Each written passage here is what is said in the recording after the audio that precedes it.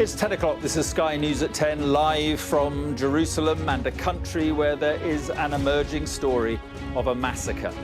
The families killed at a kibbutz by Hamas in its deadly assault, some of the now 1,000 people known to have died. The Israeli military tells us women, the elderly and toddlers were murdered at Kfar Azar as our team sees the evidence of the killings. And the pain that never ends as we speak to one woman praying for news of a husband and father, then hearing that all hope is gone.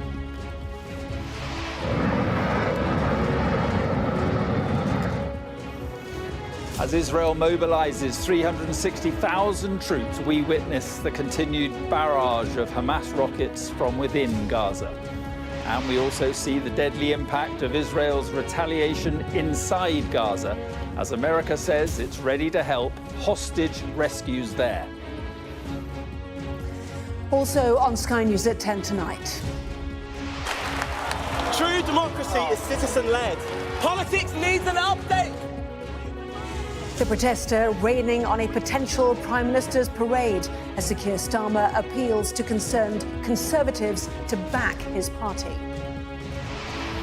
The host for the UEFA Euro 2028 is United Kingdom and the Republic of Ireland. No field of dreams as the UK and Ireland win the European Championships. We'll report from the ground, which is far from ready. And we'll take a first look at tomorrow's front pages. That's in our press preview from 10:30 right through to midnight.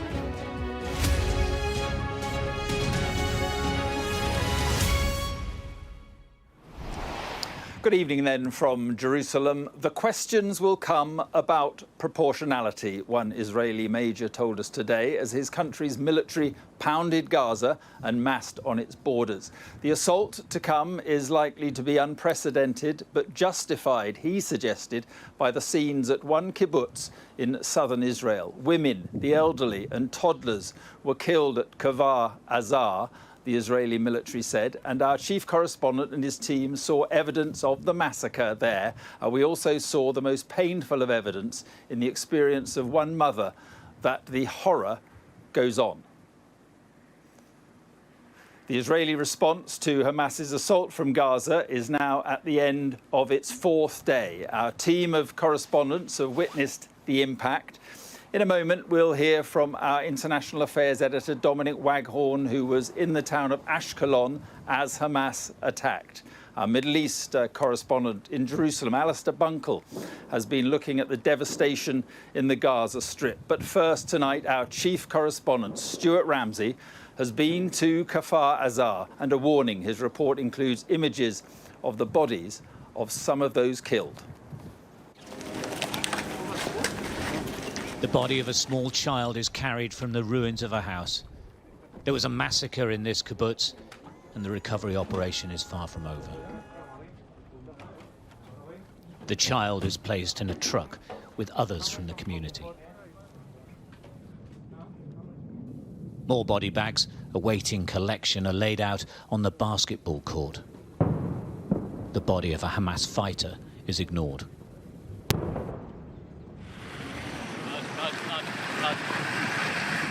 More troops arrive here at Kfar Azar kibbutz, one of the first places attacked on Saturday morning and one of the last to be retaken. Houses are all deserted now, as you'd expect. They have to keep going through the houses, searching for bodies, booby traps and unexploded bombs. The soldiers are tense and ask us to withdraw. The soldiers say it's still not safe, as you can imagine. It's quite tense. They say there's a grenade in here, and they're taking defensive positions. It's difficult to know why, but clearly this is very much an ongoing operation, and they want us out of the way. Soldiers mark off an area behind a shed. There's a grenade next to a gas canister. Hamas filmed as they attacked the kibbutz early on Saturday. Local security and the residents fought them, but they were overwhelmed. Some survived by hiding. They came through this gate behind is Gaza. The Air Force continues to attack Hamas positions in the distance. We're so close to Gaza, soldiers have to take extreme care. They're wary of another attack. The bodies of Hamas fighters are left where they were killed. If the Israelis are uncertain of anything, they put down fire. The attack happened on a holiday. This community of families was caught completely off guard and, in real terms, unprotected. There are stories here of how people took anything they could to try to battle them off, hid their children in cupboards, in wine cellars and basements.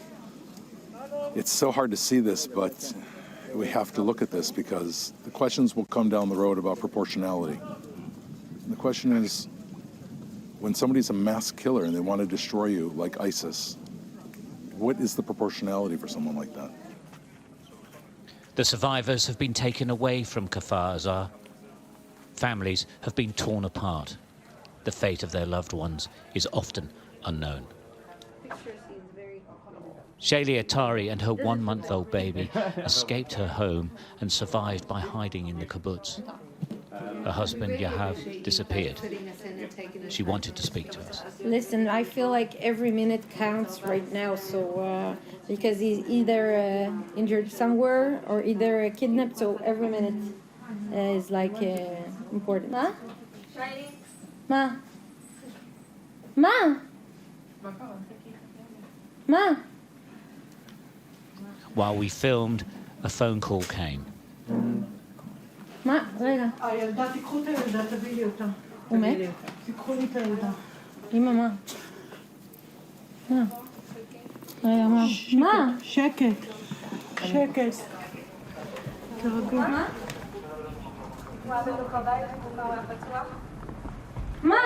מה? The news she dreaded. Yahav is dead.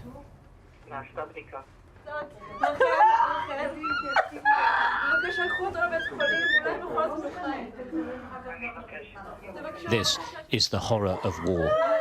The family have allowed us to show this so that everyone understands what it is like. Stuart Ramsey, Sky News, Southern Israel. Well, we saw Israel's military taking precautions in Stuart's report there, and Hamas continued its assault from the air into southern Israel today. They targeted the town of Ashkelon, and our international affairs editor, Dominic Waghorn, was there.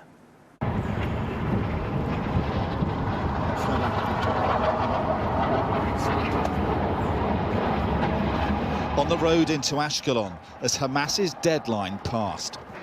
A furious barrage of missiles launched by Israel's Iron Dome defences.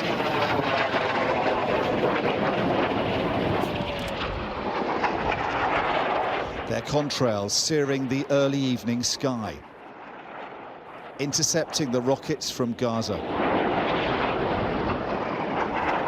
It's half an hour now past the 5 o'clock deadline that Hamas had issued in their ultimatum to the people of Ashkelon, and we've now seen a third barrage of rockets coming in and Iron Dome missiles going up to intercept them. In the sky we can see puffs of smoke where those rockets are intercepted. It seems that most of them have been blocked, neutralised as they came in.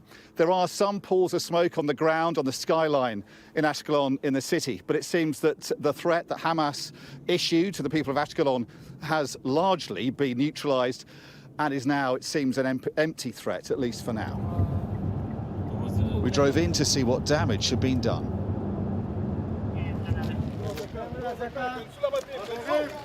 At the scene of one impact, another alarm. The mood here is jittery and nervous.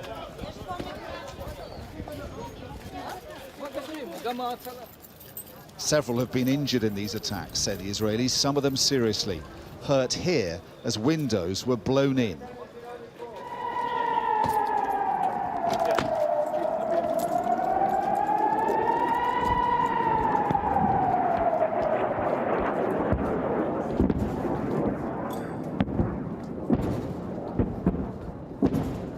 The rocket fire didn't let up. Only minutes later, another barrage came in. Earlier, we'd witnessed what Israel is doing in return as we filmed across the border. multiple airstrikes on the densely populated areas of northern Gaza. In Israel's border towns, they want more action, seeking revenge and their security restored. This is the blood of a guy who cut his hand out while trying to climb in. Igal was at home when Hamas arrived on his doorstep. Security cameras caught the chilling moments as their fighters broke in, but couldn't get further. And you're all in your apartment. He was lucky, but Igal feels abandoned by his government. Where is the police? Where is the army? We got so many bases and so many soldiers, but where did those guys vanish to? We feel betrayed. Israel is promising a whole new kind of war, mobilizing 300,000 soldiers, mustering its armor. But the threat for now is not on the ground. Above brush fires lit by the Hamas attacks, yet more missiles dueling with rockets. Life here is now under constant threat from the skies. For millions of Israelis, living under this is for now the new norm, as this conflict continues to escalate. Dominic Waghorn, Sky News, Ashkelon.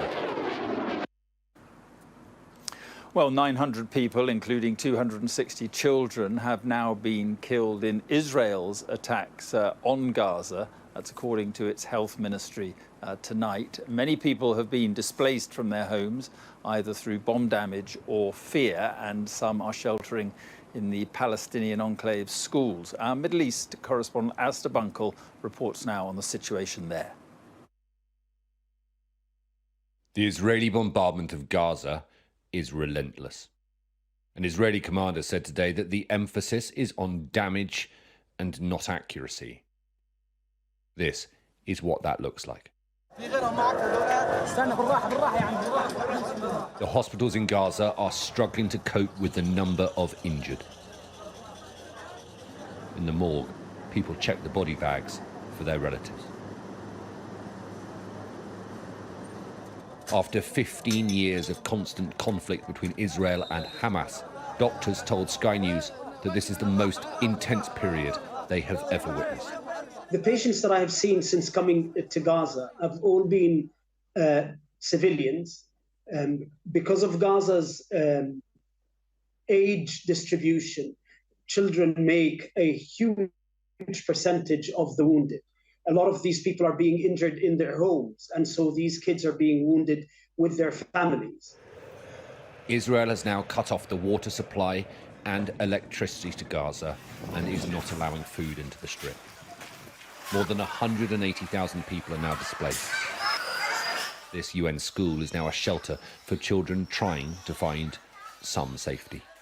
Once we'd finished the food in our house, we were cut off. Our water and electricity were also cut. Even the phone reception was gone. Nothing is left. Israel is going after Hamas, and hard. Hamas's rocket fire into southern Israel was met with an immediate response. This was a fire at the port in Gaza. There is no question what Hamas did in Israel was barbaric. It was a massacre. But what is happening now in Gaza is devastating for Palestinian civilians too. Today was the funeral of Palestinian journalists killed in airstrikes last night. The bloodied flak jacket of one of them was paraded in front of the coffin. Today, one man was rescued from the rubble of an airstrike, another casualty of an already devastating war that's only 4 days old, and it's only the beginning. Alistair Bunkle, Sky News, in Israel. Well, more than 150 hostages are now believed to have been taken by Hamas in their assault at the weekend. Among them are Americans, and tonight the United States has offered Israel support in any attempts to rescue them. President Biden also offered unequivocal support to the Israeli people. So in this moment, we must be crystal clear. We stand with Israel. We stand with Israel. And we will make sure Israel has what it needs to take care of its citizens, defend itself, and respond to this attack. There's no justification for terrorism. There's no excuse. Well, our US correspondent Mark Stone is in Washington this evening. And Mark, a sober President Biden offering help. But how far do you think that could really go? President Biden's speech was a visceral reflection, I think, of a weekend that is set to reshape the Middle East. And it is a reshaping that he knows he needs to mold somehow. He needs to have some control over it. The question is, can he? Tonight, in the last few minutes, it has been confirmed that the naval assets, the aircraft carrier and the other ships that he has sent have arrived in the Middle East. They have arrived off the coast of Israel, off Gaza, off Lebanon. That is why he hopes he can use those to help that mold the reshaping. He hopes that they will tell any others in the region, Hezbollah in Lebanon, the Syrians, the Iranians, don't try anything, because this is such an unbelievably dangerous moment, Mark. And I think that was reflected on the face of President Biden. And indeed, it has been on his staff, who we have seen arriving and moving around here in the White House. This is a massive, massive moment. I was struck, too, in his speech. He did have one reflection of one moment he had with Prime Minister Netanyahu, where he appeared to say that he had warned Prime Minister Netanyahu, or reminded him, perhaps is a better word, that we, Western democracies, America and Israel, we abide by the rules of war, the laws of war. And that, I think, was a reflection that President Biden is well aware of what things look like in Gaza right now. OK, Mark, thank you very much indeed. Well, the leaders of Hamas have never hidden their desire to see Israel, in the words of their own charter, obliterated. And the plan to launch a surprise attack at the weekend was only known by a handful of people, claimed one of its representatives today. Data and forensics correspondent Tom Cheshire has been looking at who its leaders are and what resources they can marshal. Hamas is designated as a terrorist organisation by several countries, including the UK. But it's also a government in charge of 2 million people in the Gaza Strip. These are its key players. Ismail Haniyeh is the leader of Hamas, the man who ordered the attack from his home in exile in Qatar and who gave a televised speech hailing it. Yahya Sinwar in the middle here. He's the leader of Hamas in Gaza itself, one of the co-founders of its security apparatus. And finally, Mohammed Deif. He's known as the guest because of the way he constantly changes location, staying in other people's houses to avoid Israeli intelligence. He's in charge of the military wing of Hamas, the Al-Qassam brigades, and is believed to have masterminded these attacks. Another senior Hamas leader, speaking from Beirut, said that the knowledge of the plans was kept to a very small circle. 0 hour was not known to anyone other than a handful. We picked the right time when the enemy is busy with their holidays. Hamas is an acronym, short for Islamic Resistance Movement in Arabic. It was founded in 1987, dedicating itself to jihad, the destruction of the Israeli state by violent means, and it carried out numerous suicide bombings and other attacks. And the start of its covenant includes a quote saying that Israel will exist and will continue to exist until Islam will obliterate it, just as it obliterated others before it. It also proclaims anti-Semitic tropes, saying that Jewish people control the world's finance and media and are responsible for starting all the wars. Now, in 2017, on the anniversary of 30 years since its founding, it published this new charter. It omitted the anti-Semitic language, and it said that Hamas did not oppose Jewish people because of their religion. But the group has never rejected this first document here, its founding charter. Now, part of the reason for that new charter is because Hamas became a different organisation over those 30 years. In 2006, it won elections in Gaza. And in 2007, it fought a violent war with its Palestinian rivals to win control of the territory. And it's been the government since then, running the civil service and carrying out the functions of a state, such as healthcare and sanitation. but it still has that formidable arsenal, even if it is less powerful than Israel's. Israeli intelligence has estimated it can muster 30,000 rockets, the majority of them homemade. It's got around 300 anti-tank missiles, 100 anti-aircraft missiles, and it could call on anywhere between 10 to 50,000 fighters. Now, we've seen the grim effectiveness of those gunmen, even if they were training their sights on civilians. But they are trained. Hamas has published videos like this to show their capacity, and they're all heavily armed. They've also constructed a network of tunnels, some to smuggle goods and weapons into the country, but also to allow them to hide and move around within Gaza itself. All of that makes Israel's stated aim to destroy Hamas no easy task. Well, we saw evidence today of how the war here in Israel is reaching communities around the world, including in Britain. One woman who has already served with Israel's Defence Force was on her way back there from London, telling us one of her friends had been murdered, and the help isn't just in personnel, as Alice Porter reports. Underwear and toothbrush, toothpaste. For this charity in North London, the donations just keep on coming.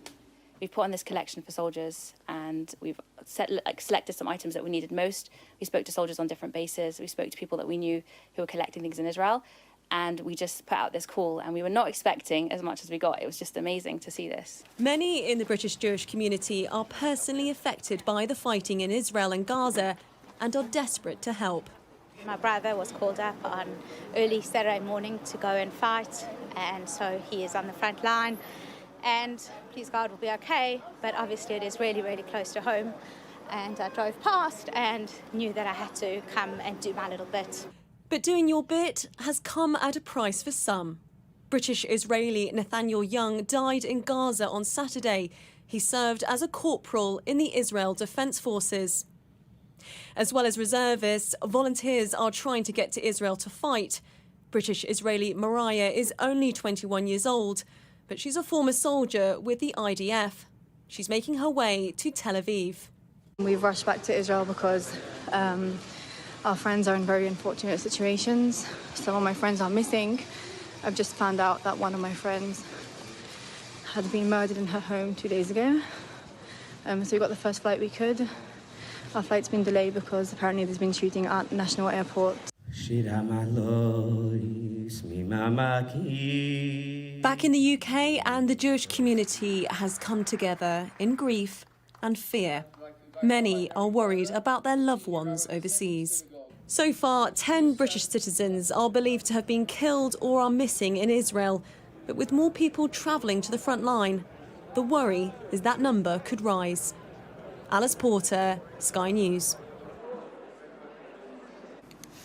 Waving a Palestinian flag in the UK may not be legitimate, the Home Secretary has told police, as she urged them to use the full force of the law against shows of support for Hamas.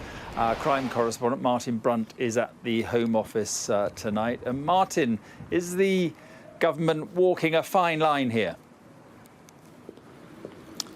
I think it might be politically, and certainly I think in her letter, the Home Secretary is in danger of alienating some, or perhaps even more, of those chief constables. The Home Secretary does make a very obvious distinction, one that many have been pointing out over the past few days, that support for Hamas is illegal, but support for the wider Palestinian cause is not illegal. She writes in the letter that context is crucial, and she says that waving a Palestinian flag could be a crime if it's intended to glorify acts of terror.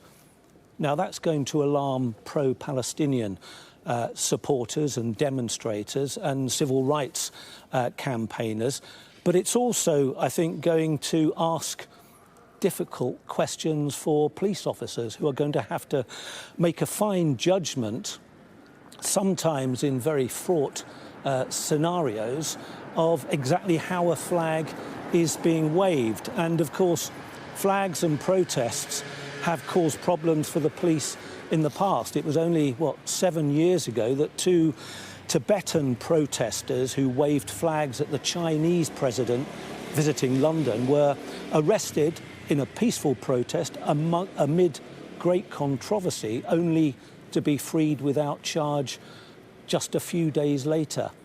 We've yet to hear from the National Police Chiefs Council on their response to the letter. OK, Martin, thank you very much indeed. Well, I'll be back a little later, but let's go back to Anna now in London. Mark, thank you. Labour hopes that its leader has the necessary sparkle to captivate voters in the general election, likely to be called next year. Sir Keir Starmer, though, won't have wanted to deliver his entire party conference speech with glitter in his hair after he was ambushed by a protester. The Labour leader made an appeal to disaffected Conservative voters, looking in horror at the dissent of their party to back him instead. Our political editor, Beth Rigby, was inside the conference hall in Liverpool. Here he is, a man who now believes he's on a march to power. Keir Starmer. This speech a moment he has to make count. It's not just about the Tories losing the next election. Keir Starmer wants to win the argument. Thank you, Conference. But the careful choreography interrupted before he'd even got underway. True democracy is citizen-led. Politics needs an update. Sir Keir covered in glitter by a protester, this a security breach that could have been far worse. But he's a man undeterred, jacket off, sleeves rolled up, back to business. If he thinks that bothers me, he doesn't know me. This, the pitch. Today we turn the page, answer the question, why Labour? With a plan for a Britain built to last, with higher growth, safer streets, cheap British power in your home, more opportunity in your community, the NHS off its knees, a Britain with its future back. His mission for government turned into campaign slogans, turbocharging house building, today the key pledge. So it's time to get Britain building again. It's time to build 1.5 million new homes across the country. Opportunities for first-time buyers in every community. And a leader trying to connect with voters lost. And this isn't over. In fact, it's barely begun. We've dragged this party back to service, and we can do the same for politics. I grew up working class. I've been fighting all my life, and I won't stop now. I've felt the anxiety of a cost of living crisis before, and until your family can see the way out, I will fight for you.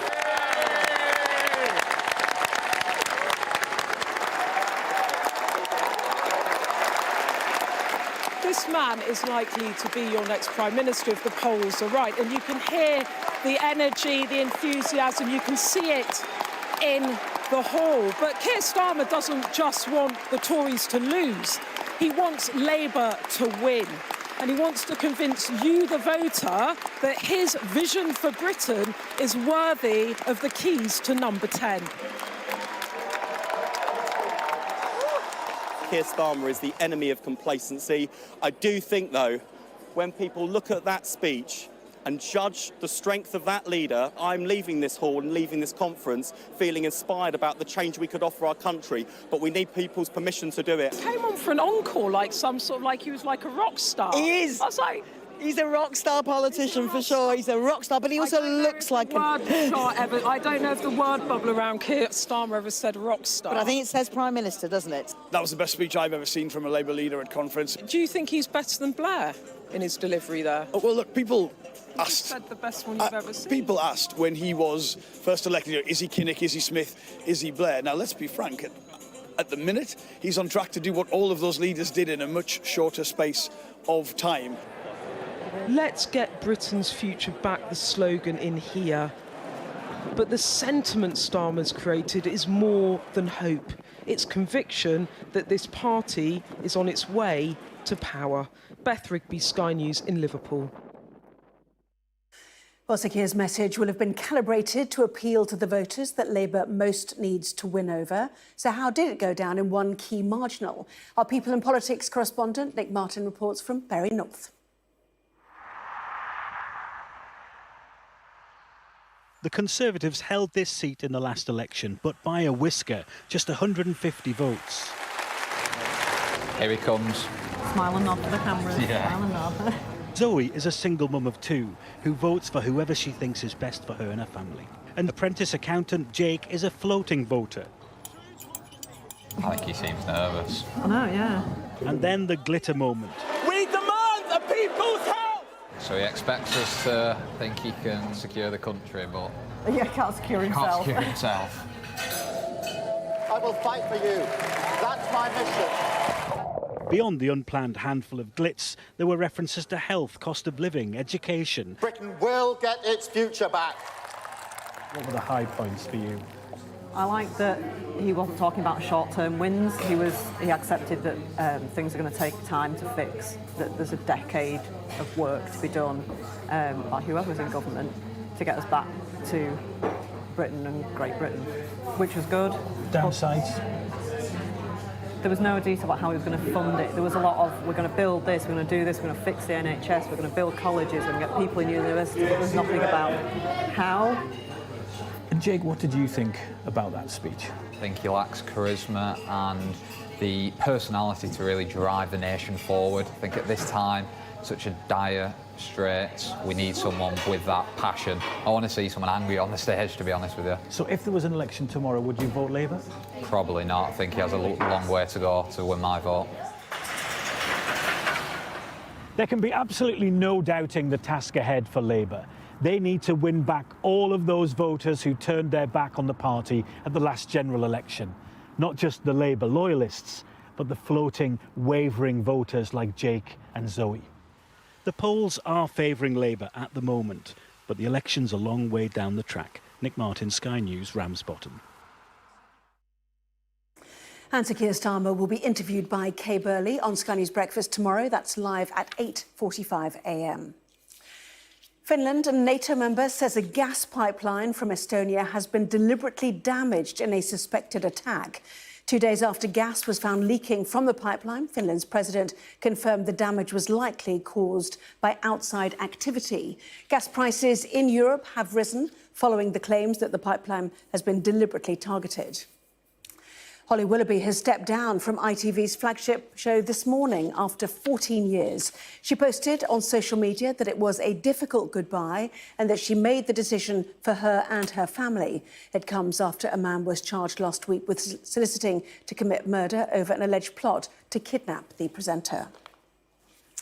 Now, no home nation has ever won the European Championships, but England, Scotland, Wales and Northern Ireland, plus the Republic of Ireland, will get to host them in 2028. They were chosen unopposed by UEFA today.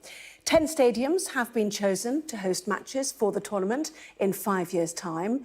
In London, Wembley, where the final will be held, plus the Tottenham Hotspur Stadium. Across the rest of England, Villa Park in Birmingham, the Etihad in Manchester, St James's Park in Newcastle, and Everton's new stadium under construction in Liverpool. In Scotland, Hampden Park in Glasgow, and in Wales, the Principality Stadium in Cardiff. In the Irish Republic, Dublin's Aviva Stadium. While in Northern Ireland, Casement Park in Belfast has also been chosen. But before that can happen, there's a lot of work to do to rebuild it, as our senior Ireland correspondent David Blevins discovered.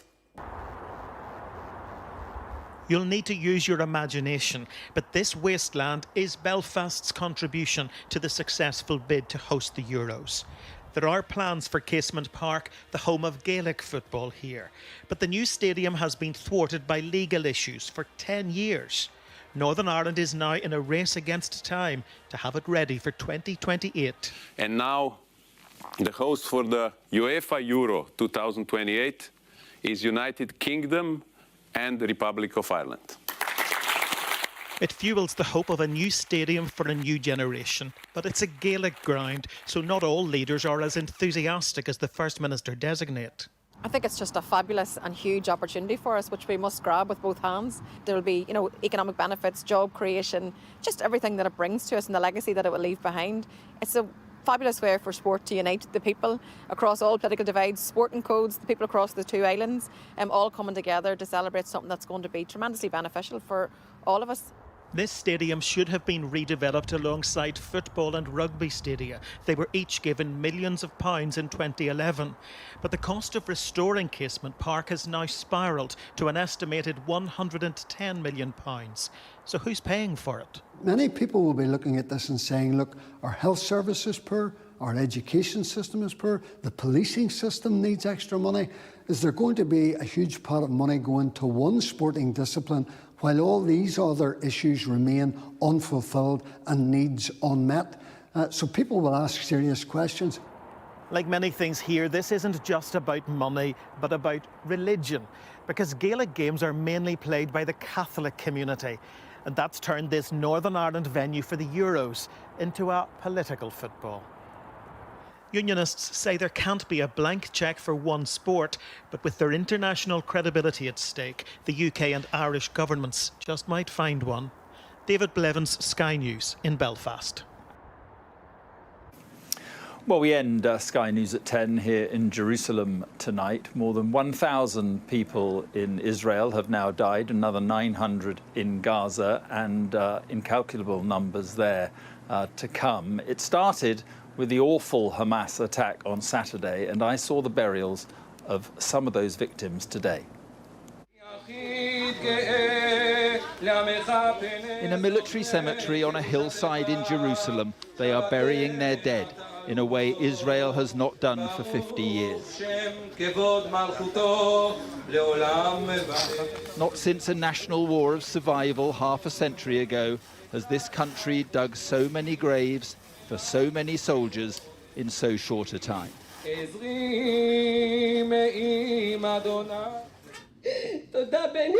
And today the shock of it all gave way to unremitting grief.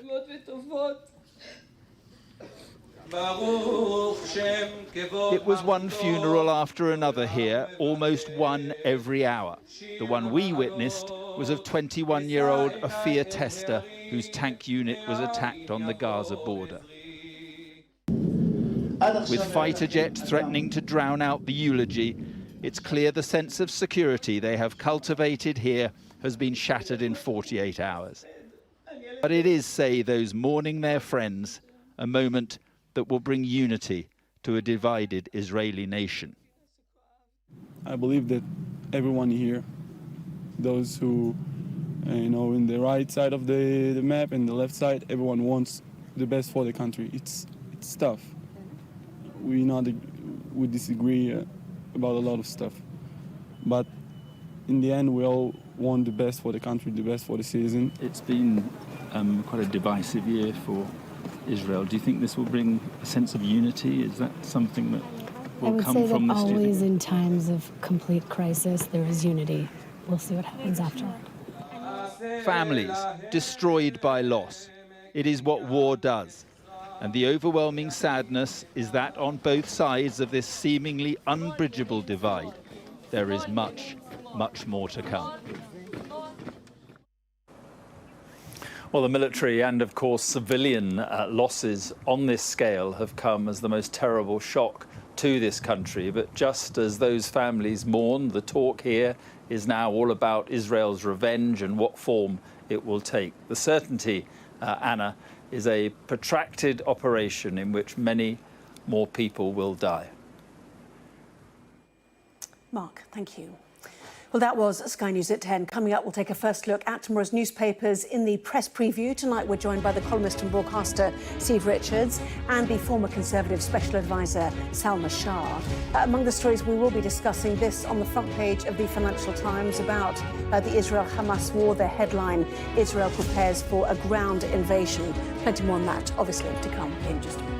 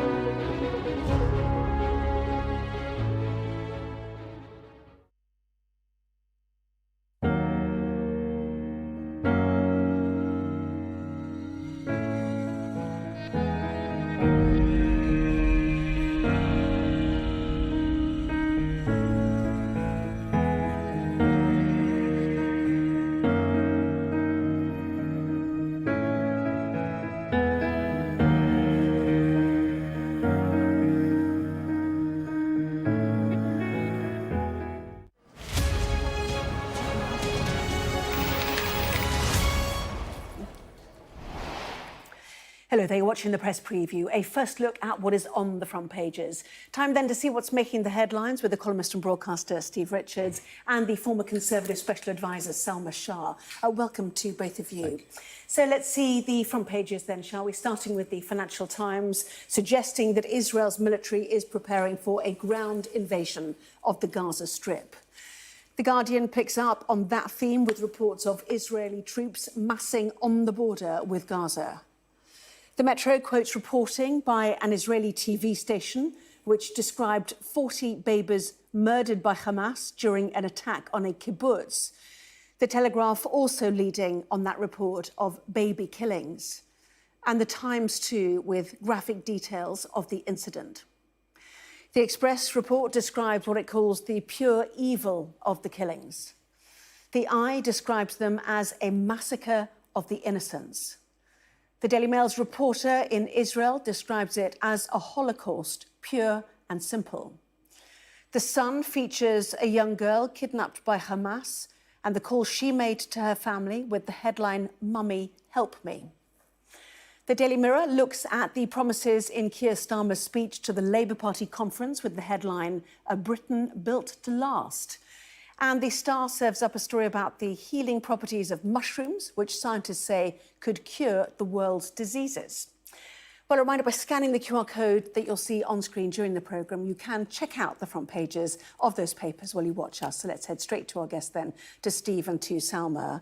We'll come on to those reports about the baby killings in a moment, but more broadly, first of all, two newspapers who go on the bigger picture, which is The Guardian to start with, Steve. Israeli troops mass on the Gaza border. Hamas attack, death toll now climbing above 1,000 Israelis.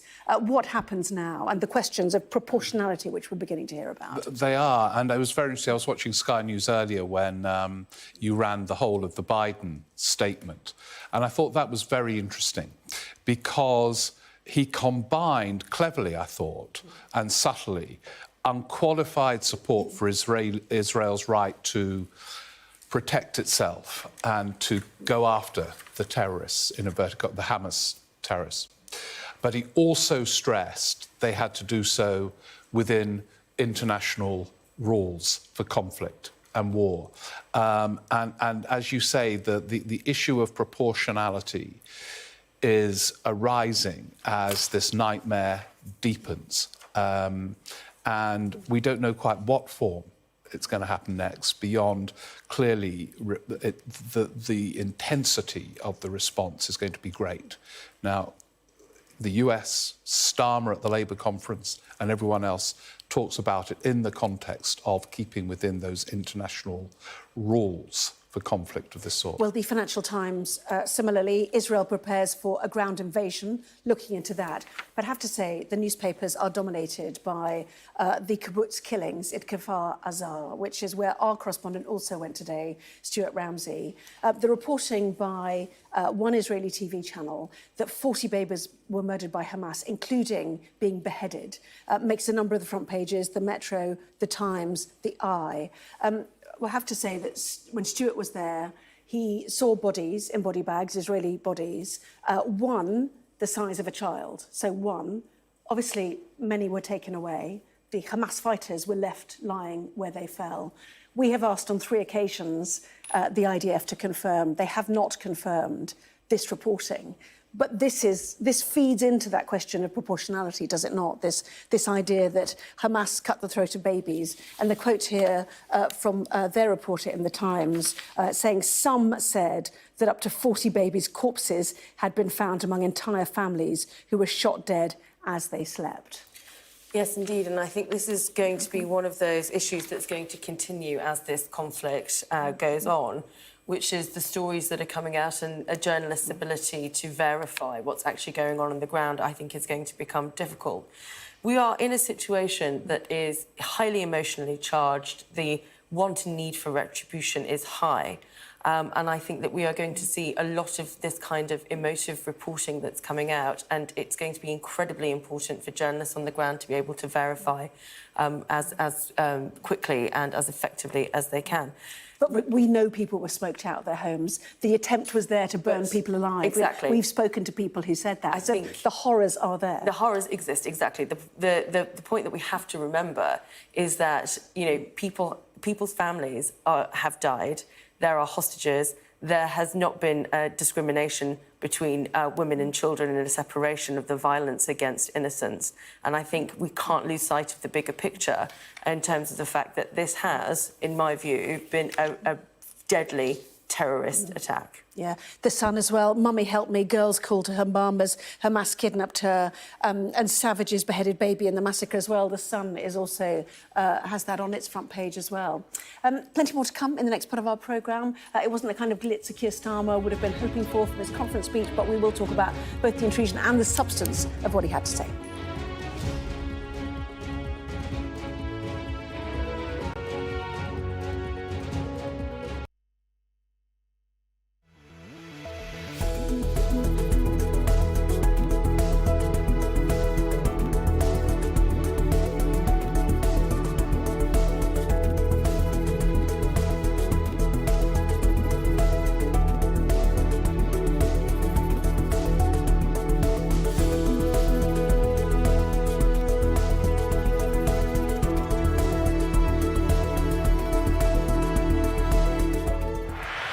Sky News. From the Sky News Centre at 7. Now that you're up to date, we can go into a bit more detail. Things can change incredibly quickly. Taken by surprise. Have you ever known a moment like this in British politics before? Yes. Cheers. We'll start with breaking news. Let's get the latest on the ground. So, by the end, we'll hopefully all understand what's going on in the world just that little better.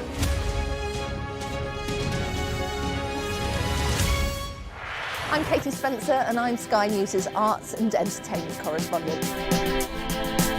When you think of Glastonbury, it's mud you want and music. They're going to cross to us live in a minute. Okay. Thank you so much. Brad Pitt is now a prolific producer behind the scenes. It's not a mystery to me. We always were capable of doing this. Oh, they're wonderful children as an audience. Who did that? Maverick here on the red carpet. I'm so excited, Tom Cruise. This is the story of the night. It's the little independent film that could. We take you to the heart of the stories that shape our world. Nor have I ever struck any woman in my life. There's this illusion of power. Are you feeling well? I remember covering the Oscars and that now infamous moment, the Will Smith slap. Nobody could quite believe that it happened. You can tell from these crowds just how excited people are for the return of Pride. These actors playing the lead roles were born long after the Sex Pistols broke up. Are you pleased that you did say yes to the job? I've never regretted it. As a team, we've interviewed some of the biggest stars in the world. It can be incredibly surreal being swept up in their world, but we try to give you an honest sense of how these people really are. Okay, I'll talk to you. Don't leave me. Yeah, okay. There's no easy goodies. There's no easy baddies. I've had a great time here. Thank you. Thank you. Bye.